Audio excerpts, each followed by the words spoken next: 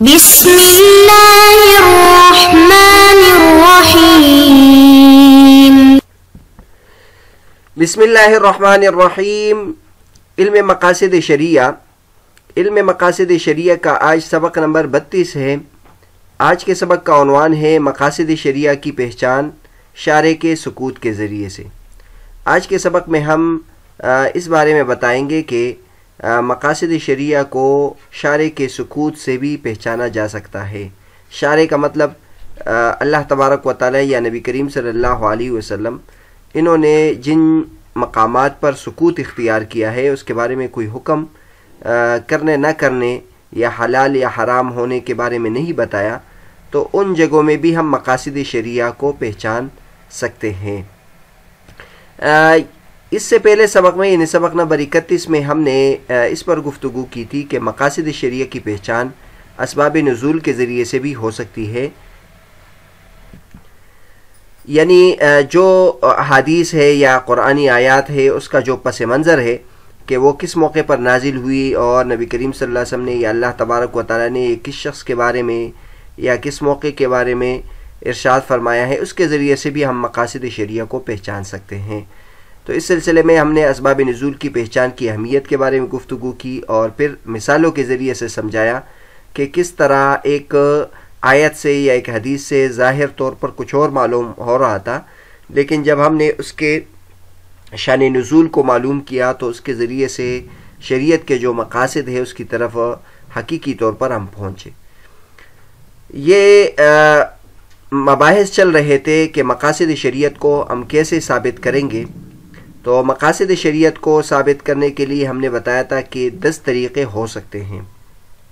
یعنی 10 جگہوں سے ہم مقاصد شریعت کو معلوم کر سکتے ہیں: قرآن، سنت، اسی طرح امر و نہی، اور اس طرح استقراء اور تتبع، اور 5ویں نمبر پر احکامات کی علتیں، 6 نمبر پر اسباب نزول، 7ویں نمبر پر شارع کا سکوت۔ اس جگہ کی ہم یہاں بحث کر رہے ہیں۔ اس کے بعد پھر ہم آثار صحابہ، عقل سلیم اور فطرت سلیمہ کے ذریعے سے بھی ہم مقاصد شریعہ کو معلوم کر سکتے ہیں، اس کے بارے میں ہم آگے جا کے بیان کریں گے۔ آج کے سبق میں ہم شارع کے جو سکوت ہے، یعنی جن جگہوں میں شارع نے خاموشی اختیار کی ہے ان جگہوں میں ہم مقاصد شریعہ کو کیسے پہچانیں گے تو اس کے بارے میں بیان کریں گے۔ تو سب سے پہلے تو آپ یہ ذہن میں رکھیں کہ ایک منطوق ہوتا ہے اور ایک مسکوت ہوتا ہے۔ منطوق اس کو کہتے ہیں جس کے بارے میں شارع نے یعنی اللہ تبارک و تعالیٰ نے نطق اختیار کیا ہو، یعنی اس کے بارے میں کچھ ارشاد فرمایا ہو کہ وہ حلال ہے یا حرام ہے، تو اس کو کہتے ہیں منطوق۔ اور ایک مسکوت ہوتا ہے، مسکوت اس کو کہتے ہیں کہ شارع نے یعنی اللہ تبارک و تعالیٰ نے اور اللہ کے رسول نے جہاں خاموشی اختیار کی ہے یعنی وہاں کا اثباتاً یا نفیاً کوئی حکم بیان نہیں کیا۔ یہ آپ حضرات کو معلوم ہے کہ دنیا کے جو افعال ہے، جو کام ہیں اور جزیات ہے، جو مسائل ہیں، وہ کروڑوں کے درجے میں ہیں۔ ظاہر ہے اللہ تبارک و تعالیٰ نے اور نبی کریم صلی اللہ علیہ وسلم نے ان تمام کے بارے میں ایجاباً اور نفیاً کوئی بات نہیں، تمام کے بارے میں بات نہیں کی ہے۔ حلال چیزوں کی ایک بڑی بڑی مقدار شریعت نے بیان کی ہے، یا فارمولے بیان کیے ہیں یا قواعد ذکر کیے ہیں، باقی تمام کے بارے میں گفتگو صراحتاً نہیں کی ہے۔ تو مقاصد شریعہ کو جب ہم دیکھیں گے تو مقاصد شریعہ کو پہچان کا ایک طریقہ یہ ہے کہ جہاں شارع نے سکوت اختیار کیا ہے اس کے ذریعے سے بھی ہم پہچان سکتے ہیں۔ اب جن جگہوں میں شارع نے سکوت اختیار کیا ہے اس کی پھر آگے 2 قسمیں ہیں۔ ایک وہ ہیں کہ جو فی حکم المنصوص ہو، یعنی شارع نے اللہ تبارک و تعالیٰ نے اللہ کے نبی نے وہاں خاموشی اختیار کی ہے، لیکن وہاں خاموشی اختیار کرنا یہ خود شارع کا مقصود ہے، یعنی شارع نے اس سلسلے میں یہی حکم بیان کیا ہے کہ اس پر خاموش ہوا جائے اور یا اس کے بارے میں جو مشہور حکم ہے وہ نہ لگایا جائے۔ مثلا اس کی مثال ہے، ہم اذان دیتے ہیں عام نمازوں کے لیے، لیکن عیدین کی نماز کے لیے ہم اذان نہیں دیتے۔ تو یہاں اکثر و بیشتر تو ہم ایسا کرتے ہیں کہ جہاں شریعت نے حکم لگایا ہے اور جہاں نہیں لگایا تو جہاں لگایا ہے اس کے مناسب کوئی حکم ہم تلاش کر کے وہ حکم وہاں ہم متفرق کر دیتے ہیں، جس کو قیاس کہتے ہیں. یعنی ایک جگہ حکم آیا ہے، دوسری جگہ حکم نہیں آیا، لیکن دونوں میں مناسبت ہے، تو اس کا جو حکم ہے وہ یہاں ہم لگا لیتے ہیں. لیکن ان جگہوں میں جہاں شریعت کو خود معلوم ہے اور وہاں شریعت نے حکم یہ نہیں لگایا تو اس جگہ ہم اس کو قیاس نہیں کریں گے. جیسے عیدین کے مسئلے میں ہم یہ نہیں کریں گے کہ شارع کے اس حکم کو وہاں لے جائے. تو لہٰذا مسکوت و شارع یعنی شارع نے جس چیز کے بارے میں خاموشی اختیار کی ہو اس کے بارے میں پھر دو قسمیں ہیں. ایک فی حکم المنصوص ہوتا ہے اور ایک وہ ہوتا ہے کہ جو متروک للاجتہاد ہوتا ہے، یعنی ہمارے لیے چھوڑ دیا جاتا ہے کہ ہم وہاں خود حکم لگا لیں. یعنی شارع کا جو حکم ہے وہ ایک جگہ سے لے جا کر دوسری جگہ ہم حکم لگائیں. تو لہٰذا یہ ان دو قسموں سے اپنے آپ کو یعنی واقف کرنا ضروری ہے. اور اس کی مثال میں نے آپ کے سامنے ذکر کی، جیسے عیدین ہے یا استسقاء ہے یا کسوف ہے، اس میں اذان اور اقامت کی جو بات ہے. اب عیدین بھی نماز ہے، استسقاء بھی نماز ہے، کسوف بھی نماز ہے، لیکن اس میں شریعت نے اذان اور اقامت شریعت سے منقول نہیں ہے، تو شریعت اس میں خاموش ہے. اب یہ ہم نہیں کریں گے کہ عام نمازوں پر اس کو قیاس کریں اور اس میں بھی اذان اور اقامت دیں، بلکہ ان میں اذان و اقامت ہم نہیں دیں گے. تو مسکوت عن ہو یعنی جہاں شریعت خاموش ہے تو اس میں ہم اس بات کو دیکھیں گے کہ یہ پہلے قبیل سے ہے یا دوسرے قبیل سے ہے. اگر پہلے قبیل سے ہے کہ خود یہ شارع کا مقصد ہے کہ ان میں اس کو چھوڑ دیا جائے تو پھر ہم اس کو قیاس اور اجتہاد یا مقاصد شریعہ کے ذریعے سے اس پر اس میں حکم نہیں لگائیں گے. جو دوسرا قبیلہ ہے، جو دوسرا قسم ہے کہ اس میں شریعت خاموش ہوئی ہے اور اس میں ہمارے اجتہاد کے لیے اس کو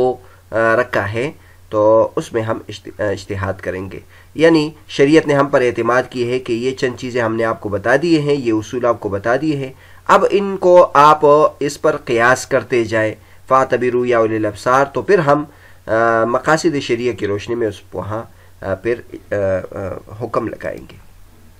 تو بہرحال آج کا جو ہمارا سبق تھا مقاصد شریعہ کی پہچان شارع کے سکوت کے ذریعے سے، اس میں ہم نے یہ دو باتیں ضروری باتیں بیان کی کہ اگر سکوت ارادتاً اور قصداً ہو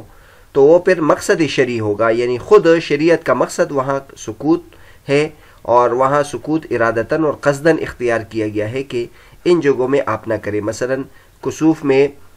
اگر اذان سے اور اقامت سے خاموشی اختیار کی ہے تو اس کا مطلب یہ نہیں ہے کہ آپ اس کو دیگر مسائل پر قیاس کر کے وہاں اذان اور اقامت کا حکم لگا دیں، بلکہ وہاں شریعت خود اس سے خاموش ہے کہ یہ اعمال آپ نہ کریں. اور عام طور پر اس کی جو وجہ ذکر کی جاتی ہے کہ عیدین میں اور کسوف میں یا استسقاء میں جو اذان ہے اور اقامت ہے اس وجہ سے نہیں دی جاتی کیونکہ لوگ آلریڈی پہلے سے اس میں حاضر ہوتے ہیں، اور اذان اور اقامت اس مقصد کے لیے دی جاتی ہے کہ لوگ اس میں لوگوں کو اکٹھا کرنا مقصود ہوتا ہے. تو چونکہ اس میں پہلے سے لوگوں کو ایسی اطلاع دی ہوئی ہوتی ہے اور لوگوں کو اس کے بارے میں پتہ ہوتا ہے اور لوگ سب جمع ہو گئے ہوتے ہیں، لہٰذا اس کے لیے اطلاع کی ضرورت نہیں ہے. ایک وجہ یہ ہے. دوسری وجہ یہ ہے کہ اس میں بہت بڑی جماعت شریک ہوتی ہے تاکہ ان کا وقت کم ہو، تو اذان اور اقامت کو شریعت نے اس میں سے نکال دیا ہے. لیکن اگر سکوت اس وجہ سے نہ ہو تو وہاں ہمارے لیے قیاس وغیرہ کی بھی اجازت ہوگی، جیسے کہ بہت زیادہ مسائل جس میں فقہا اپنی طریقے سے اپنے طرف سے یعنی قیاس کرتے ہیں اور وہاں احکامات لگاتے ہیں. تو بہرحال آج کا جو ہمارا سبق تھا اس میں ہم نے یہ بیان کیا کہ مقاصد شریعہ کو ہم شارع کے سکوت کے ذریعے سے بھی پہچان سکتے ہیں کہ شارع نے خاموشی اختیار کی ہے. اور پھر اس میں ہم نے دو قسمیں بیان کی کہ مسکوت و شارع یعنی شارع جس چیز سے خاموش ہو، اس کی پھر آگے دو قسمیں ہیں. ایک فی حکم المنصوص ہوتا ہے، یعنی وہاں ظاہر تو لگتا ہے کہ شارع نے خاموشی اختیار کی لیکن وہ خاموشی بھی شارع کی طرف سے ایسا ہے کہ بالارادہ اور قصدن ہے. دوسری قسم یہ ہے کہ وہ بہت زیادہ قسم ہوتی ہے، سب کے بارے میں حکم شارع کی طرف سے لگانا مشکل کام ہوتا ہے، اس لیے شارع ہمارے اوپر چھوڑ دیتا ہے کہ یہ چند مثالیں ہم نے بیان کی ہے، باقی پر آپ اس کو قیاس کریں. تو پہلی صورت میں ہم اجتہاد اور قیاس نہیں کریں گے، دوسری صورت میں ہم اجتہاد اور قیاس کریں گے. اس کی پھر ہم نے مثال بیان کی، جیسے عیدین ہے، استسقاء ہے اور کسوف ہے. اس میں اذان و اقامت کا جو مسئلہ ہے اس کو یعنی اس پہ ہم نے متفرق کیا.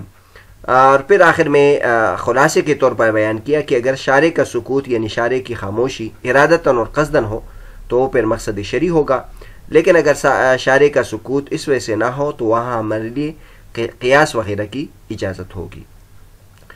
اگلے سبق میں ہم